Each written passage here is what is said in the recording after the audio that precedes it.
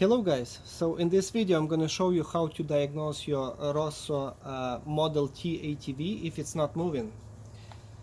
So as you know that when you turn on the ignition key and when you twist the throttle handle, it's supposed to click first.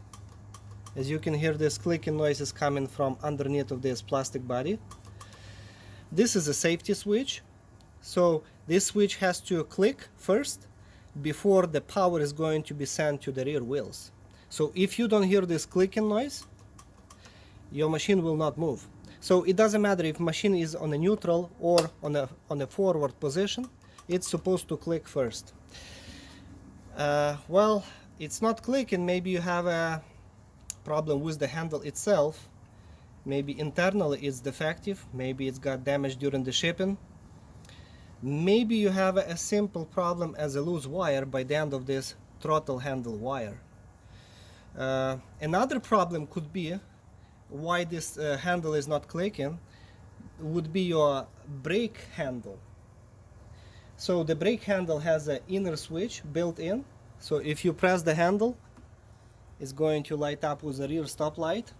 But if you are not pressing the handle and you still see the red light on, this would be the indication that you have a problem with the brake handle and it needs to be replaced, because if the light is on the back, your throttle handle will not click. As you can see, nothing, and machine will not move. So fix your brake handle first if you see the red light without any reason. Now let me show you how to diagnose if you have a problem with the throttle handle itself, or maybe you have a problem with the main computer. Who knows? So I'm going to lift up the ATV, put on a jack for this testing procedure.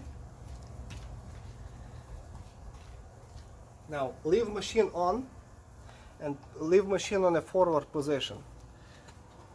Now you have to look for all of those wires which is behind this plastic body cover, and usually they are attached with a plastic zip ties which you have to cut to get to all of those wires underneath. You don't need all of those wires, you need just basically two plugs, and that's how they look. So this single thick black wire, this is the same one that coming out from the accelerator handle. So look for this black thick wire and you will see two split plugs by the end of it. That's all you need for this diagnostic tests. Now check if all of the wires are intact inside of the plastic plug. Just wiggle them on both ends, on both sides.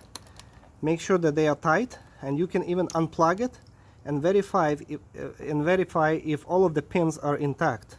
As you can see, mine are good, and none of them are bent or corroded or melted. So make sure you have all of those pins straight and clean. Do the same checking with this white plastic plug and inspect it. Now if all of the wires are tight, now we're going to test this white plug with two white wires. So this plug is responsible for making that clicking noise, and that's why it says handle switch. So if this handle switch is working fine, then it's shortening those two white wires on this female plug together, and that's when this clicking noise going to make sound. Okay, now I'm going to, with a little paper clip, I'm going to override this handle switch. So I'm going to short those two wires together with a piece of wire or a paper clip. So let's see, it's supposed to click now. As you can see, it's clicking. So if you plug in your female and male plugs and twisting this throttle and it's not clicking, like in my case it's clicking, it's in working condition. So if yours is not clicking, that's mean that this internal switch is defective. So you need to replace the entire handle that got damaged somehow, maybe during the shipping, or maybe during some kind of heavy usage stress. Now, for those people who whose throttle handle is actually clicking, but ATV still not moving.